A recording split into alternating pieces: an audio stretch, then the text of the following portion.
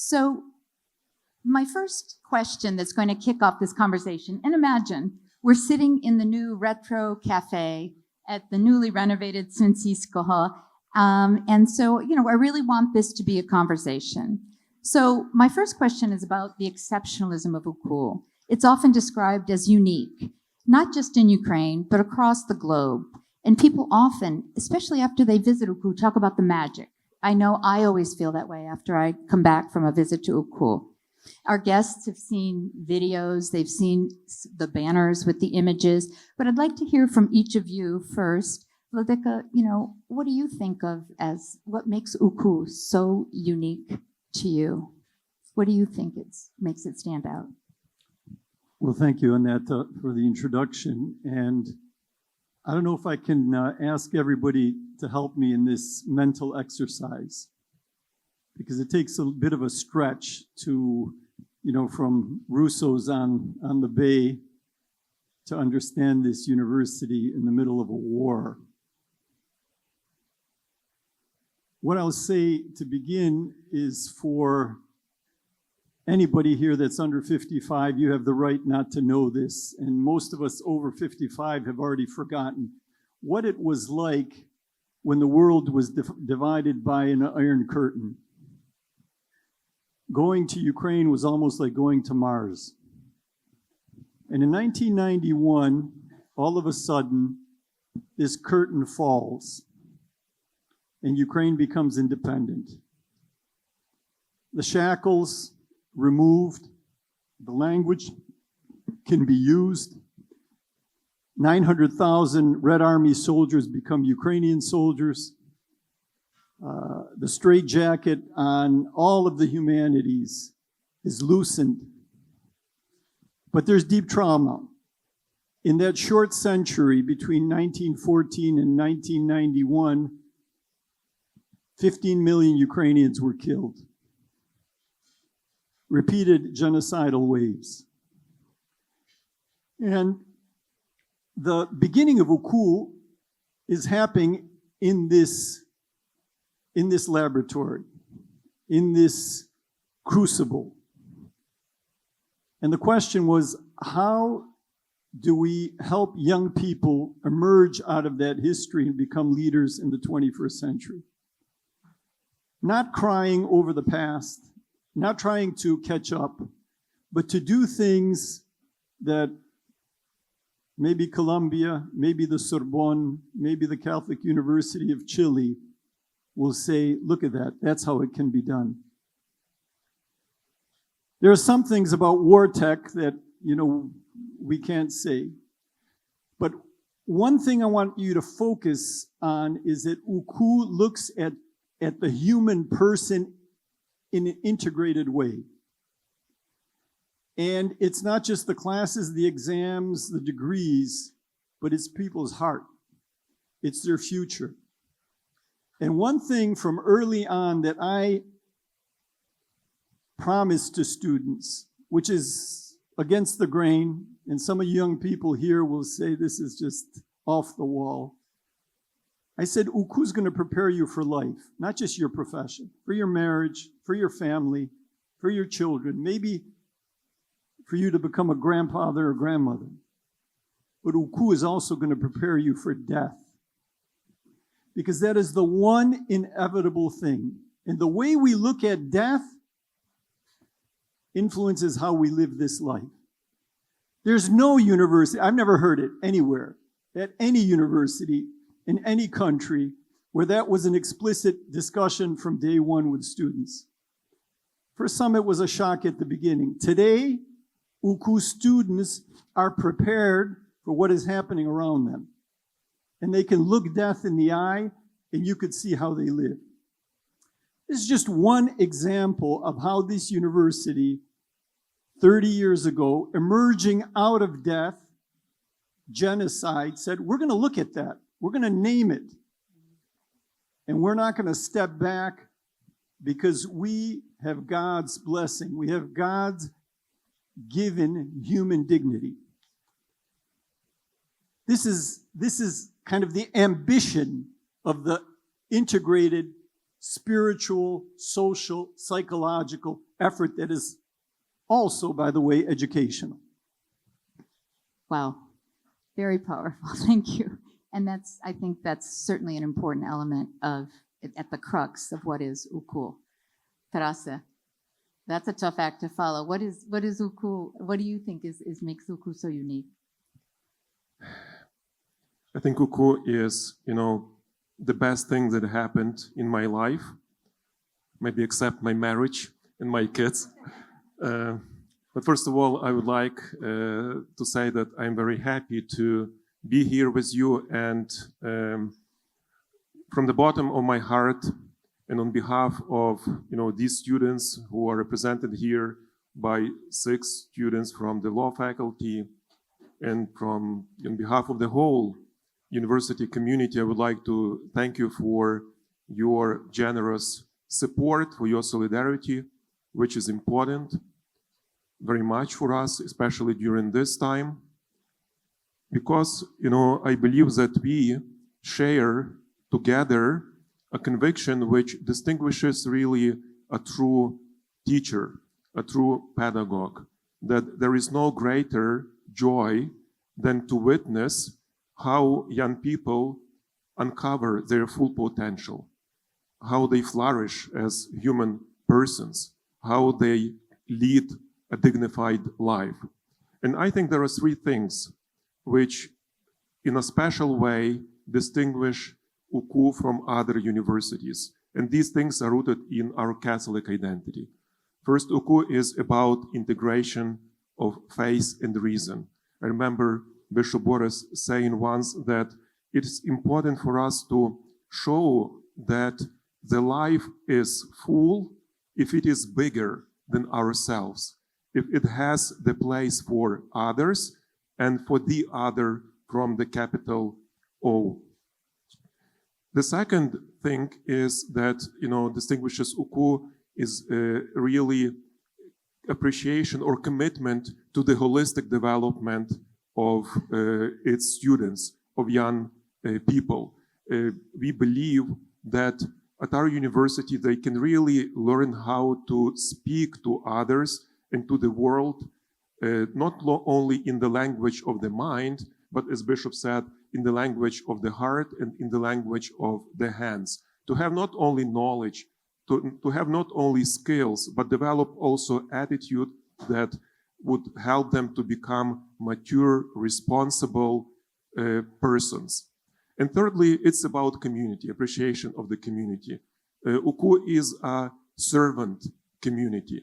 Community is important. A good example of this community character of Ucu' in its service, its commitment to service is the work, for example, of the Ucu' Legal Clinic, which serves military people, veterans, their families, which provides different free legal services to help them to integrate into civil life and to solve different issues, different problems that arise.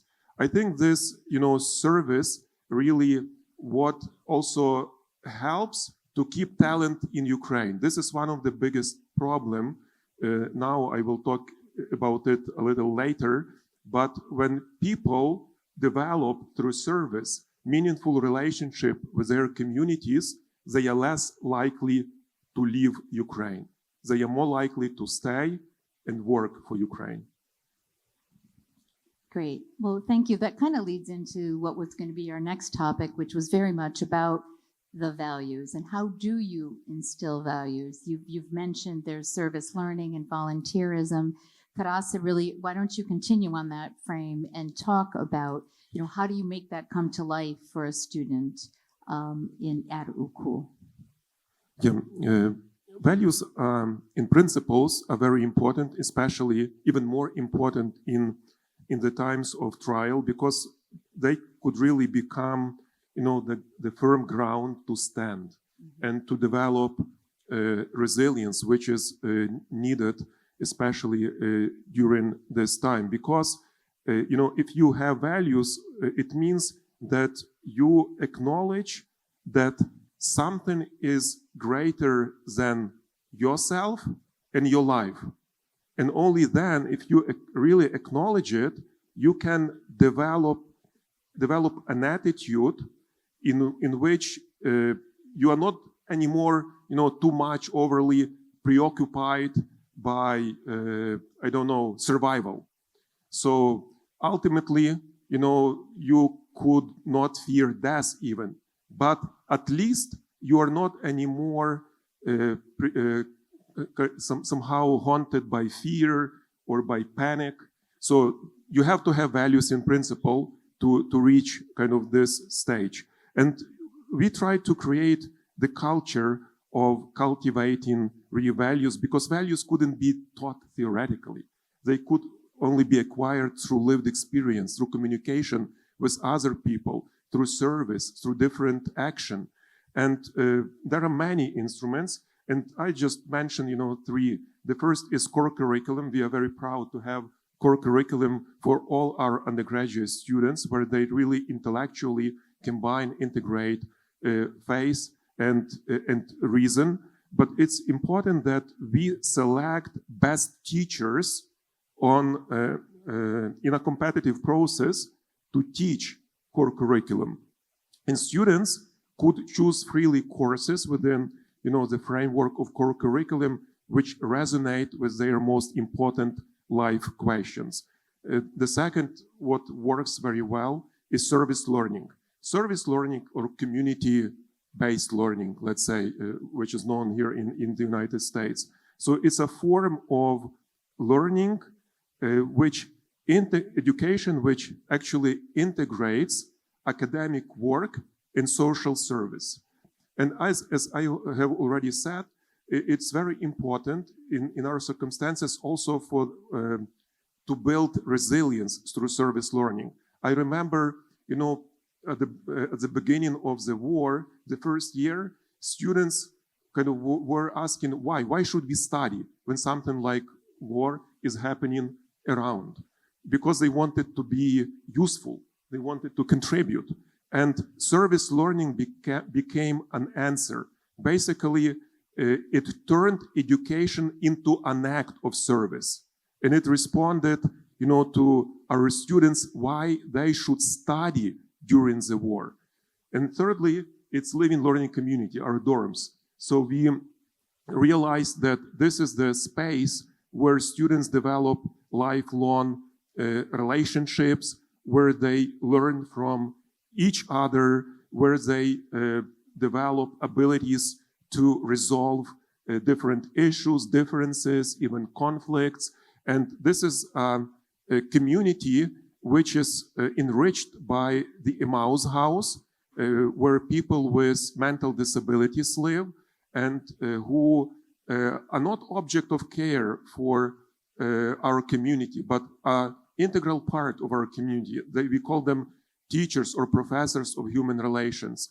And students living in Collegium have a special privilege, let's say, to be in this relationship with the Emmaus House and develop this art of building human relationships. That's beautiful. And certainly when you go to campus, you see that. You see all this very much in action. So thank you, Tarasa, for that. I'd like to turn a little bit to innovation. I mean, Ucu is rooted in tradition, and yet it is famously noted for innovation. But innovation is a concept that is different at different times and different circumstances, and yet from its very inception, Ucu has been innovative. So I might start with the founding rector to share with us a little bit about what did innovation look like? What made Ucu so innovative when you were setting it up? And then we're going to hear from Taras about what innovation looks like today, 30 years later, 32 years later. So again, I invite you to kind of imagine. In 1985, Ukraine had 10 institutions called universities. Then pedagogical institutes, medical schools, engineering schools took on the name of universities. So there's 200 of them right now, 200 universities. And the question is, why 201? Why do another one? Why ask people in New York to come to a banquet to support the 201st university in this country. When we started, and this is, I think, a very important precondition for innovation, you need freedom. And we had what was kind of a negative freedom. Nobody gave us a chance. Nobody was interested in us. Nobody thought we were a threat. Nobody was jealous of us. Nobody paid attention. And so for 2 years, we posed the question, what kind of university is needed in the 21st century in a multi-ethnic, polyconfessional, post-communist, and postmodern country? And there was an international discussion about this, input from 10 countries. A corporate culture developed in which the thought of many people, the insight, the contribution of many people was appreciated and incorporated. I don't know, maybe some of the old-time banquet participants can remember when I asked you to be part of the conversation. I asked you, can we take a contribution from Leonid Kuchma? Does anybody remember that? I asked you, can we take a contribution from Mr. Firtash? Our communities of support in different countries participated in a conversation. And it's not because 1 or 5 or 10 people in Lviv were so smart, but there was a corporate culture created where men, women, young, old, laity, priests, Ukrainians, non-Ukrainians, humanities people, scientists, all could contribute. And I think that's the fundamental kind of cornerstone of why innovation is perennially a part of Ucu'S identity and fruitfulness. Yeah, and you became the first Catholic university on the territory of the former Soviet Union, the first private university in Ukraine, and there were not-for-profit, excuse me, but still so many firsts. And it all started from that broad base, that foundational cornerstone. That's amazing. Fast forward 30-something years, Taras.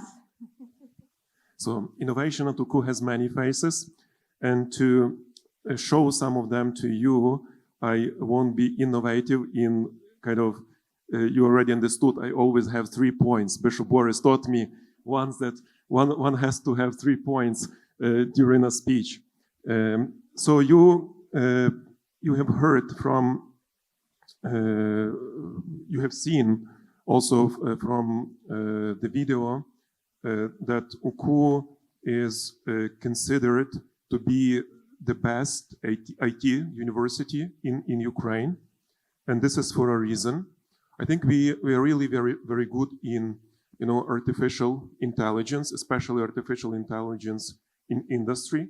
But now we also decided to open the Center for AI, Data, and Society. So it's AI for Society, and I will give you a few examples where innovation happens. For example, just a few days ago, we have released so-called LAPA, it's a name, PO, LAPA LLM system. So large language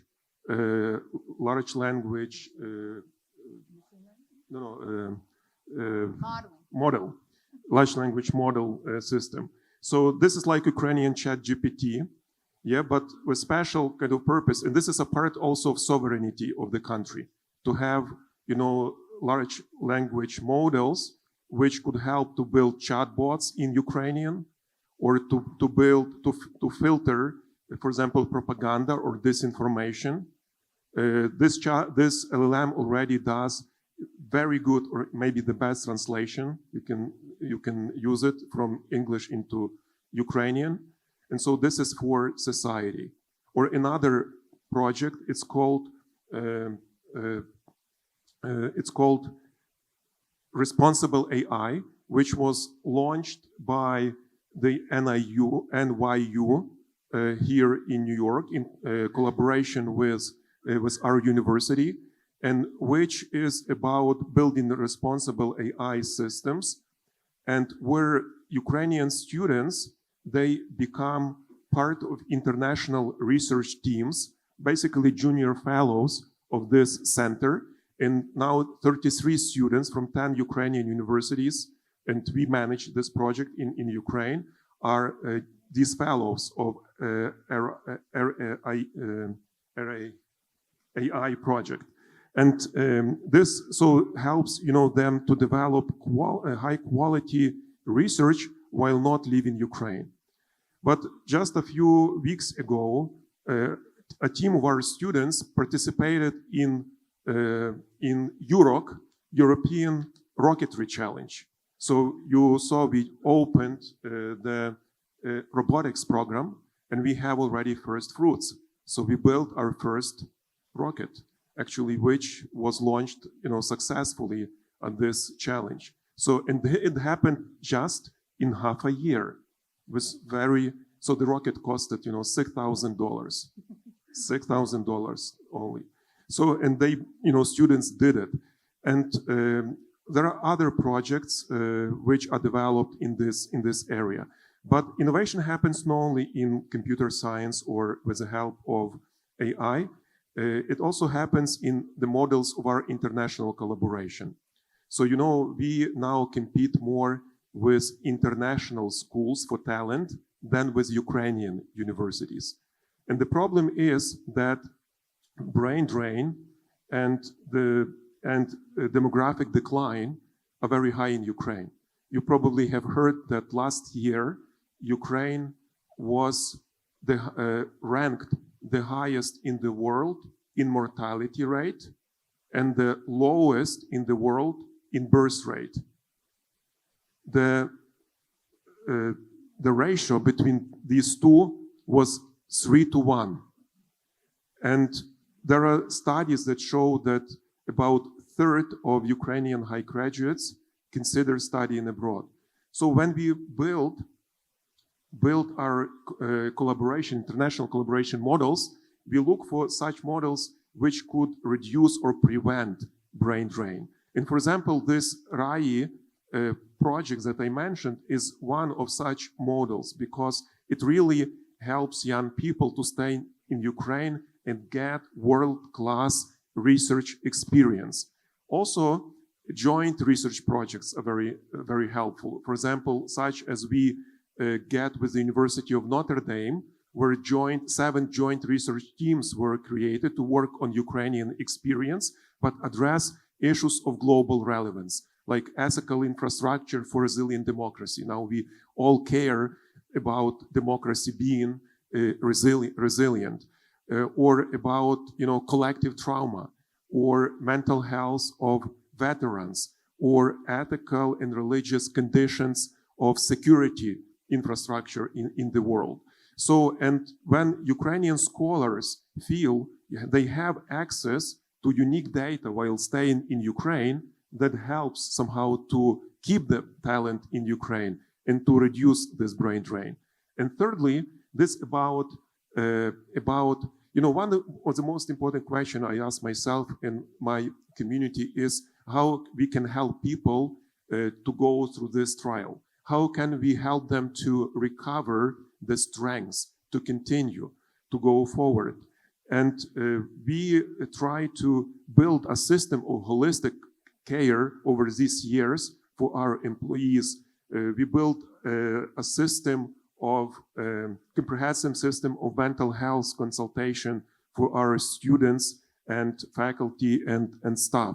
And also, I think Ucu is now a leader in terms of working with veterans and their families. And this means not only about integrating them into our community through different means, but also offering courses, offering programs for veterans. Just one example, we just started a program for veterans in entrepreneurship. We could accept only 60 people. There were 700 applications, for this program. Or another program, we started a program peer-to-peer psychological consultation to train veterans to become responders, of first aid responders to heavily wounded soldiers. So because, peer-to-peer relationship is much more fruitful and useful in these conditions. That's terrific. I mean, Ucu is leading the way on so many different fronts, not just from the pure academics, but also to so many societal issues for Ukraine. I think it's really incredible, which kind of, brings us to the fact that there's been a war, there's been a conflict in Ukraine for 11 years. There's been the full-scale war and invasion for nearly 4. And Vladika, maybe you can comment on this, but in a time for war, many people will ask, well, why invest in higher education? I know Taras addressed that to some extent, but there are so many critical needs. Why invest in higher education? Many people would ask, why invest in Ukraine at all? And the reason is that everything else that has been said so far is true. Ukrainians are daily, in Kharkiv, there are 4 to 6 air raid alarms a day. In the city, 12,000 buildings have been damaged or destroyed. But there was a picture, not many, the ambassador knows, the mayor of Kharkiv was in one of those pictures. He came to Ucu because he's looking for help with certain projects. Because 1 million people, half of the people of Kharkiv are still there, and 300,000 people came in from the occupied area. So it's 1.3 million people living 20 miles away from Russia getting bombarded every day. Because at some point you say, this is my home, this is my family, these are my streets, this is my country, this is my language, and I'm not going to let anybody take it away from me. And education is a part of that. There's one question that, or one answer that I get always from most student respondents when I ask them, what do you like about Ucu? The word is spilnota, community. Education is not just what we put in our head, but it's the relationships we form. And those relationships that are being formed at Ucu, the relationships that are formed with Ucu and Kharkiv, the relationships that this resilient society is demonstrating, are making everybody who looks in the world think and rethink. Europe is different. NATO is different. The reflection on democracy is different today because people stay in Ukraine. And staying in Ukraine means educating in Ukraine. And I just wish I could share with you what it is like to speak with freshmen, new students, as I did August 28th, 2 months ago. Nobody's looking in their phones. Everybody's lasers focused. Everybody knows somebody that's been killed. Everybody has somebody that's on the front, and they're saying, we're here to learn. Because Putin is not going to take our education from us.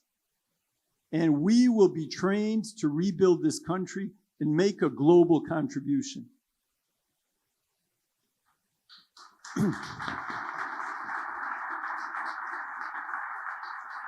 And this applause is for yourselves because you're here supporting that. Your dollar goes 10 times further. You'll hear it again, but the cost of one student is $5,500. The cost of building a square foot is $150,000, $150 per square foot. I'm sorry. What? 1/3 of what? It's 1/3 of what it is in the U.S. building and 1/10 what it is for education. And so, what I really would like to say is come and see. Everybody that comes says this is transformative. This is transformative. And I'm going to look at my life, my complaining, my little gripes, my, ambitions, and I'm going to look at them in a different way. That's what an educated, resilient, courageous community is offering to the world today through your help. Great. Thank you, Rector.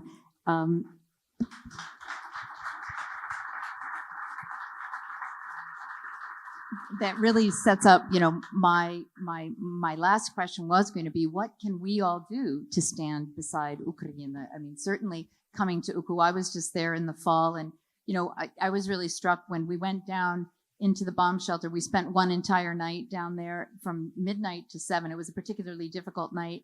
And the next day I went to a mathematics class, 8:30 in the morning. It was full. Every student was there. Nobody, we had all gone down with our little yoga mats and blankets and pillows and spent the night down in the bomb shelter. And the next day, it was as if nothing. They were just carrying on. So Taras, is there any words you would like to share about how people here, what we can do to stand by Ucu, stand by Ukraine? I agree with Vladika and continue his thought. I think that, education today is also an act of hope, because education is a statement that there will be tomorrow, and that tomorrow is worth to get prepared for it through education. And I think that, to win this war, to win the peace, and to get prepared for the future post-war recovery of Ukraine, we will need smart people with character and cutting-edge technologies. And I think that Ucu is a place for both of these things. So what I would like to convey is really also a sense of, urgency. I mentioned that, brain drain is there, and how important it is to keep talent in Ukraine. So by supporting, quality, and to do that, I think it's important to maintain quality of education, even in wartime. And to support Ucu, to support our university in these times, is really to support quality and to support keeping talent in Ukraine. Thank you so much for your solidarity. Thank you very much. Maybe just to continue what Taras said and to finish with this. At one of these banquets, I don't know if it was 10 years ago, as everybody was getting up, Christia Slivotska, many of you know her. This is Christia Slivotska, the sister-in-law of Christia Slivotska. Christia Slivotska, the wife of Adrian Slivotsky, as she was saying goodbye, stuffed in my hand a napkin.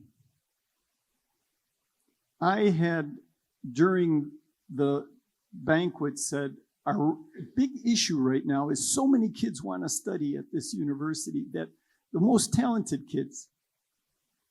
But if they go to the state university, they study for free, plus they get money for living expenses. When they come to Ucu, they have to pay. And some can't.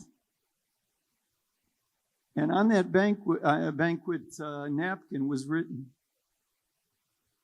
we're giving you $1 million to create a scholarship fund for the most talented students. And what,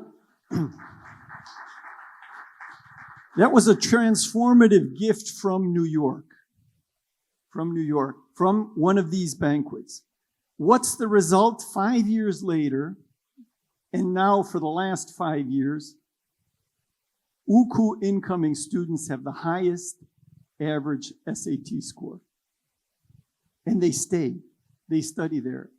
They can study at the school because there's scholarship support for the most talented students in the country. Now we have the next challenge. We have to maintain the most talented faculty for these, for these rocket scientists. And that we're putting on the table. We need additional funding to keep faculty at Ucu. Tanas, run through what does a associate professor earn at Ucu right now? It's $15,000 a year. 15,000 a year, associate faculty member. A full professor, 25. 25. A dean, it depends which dean, but Yeah, maybe 35 to 40. maybe 35. What, a cleaning person earns at an American university. And some faculty are leaving to become cleaning people elsewhere in other countries. I hope not too many of ours, but you can see that this is an issue. And I'm asking for your help. And New York's helped before. New York has solved this problem with students. I think it can happen again. Great. Thank you so much. I think we'll end on that. Thank you both to our founding rector, our current rector. We're going to turn it over to John.